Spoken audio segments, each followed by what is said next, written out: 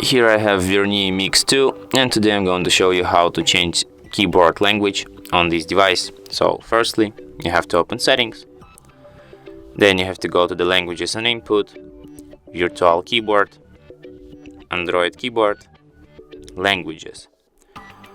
Then you have to disable this feature use system languages to add languages to your keyboard. Here you can see the whole list of languages in which you can type on your device. Let's select, for example, Georgian,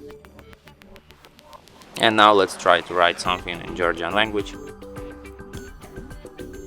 As you can see, now I have Georgian keyboard on my device.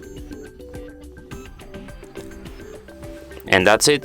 Thanks for watching. If you find this tutorial useful, don't forget to hit that like button and subscribe to our channel.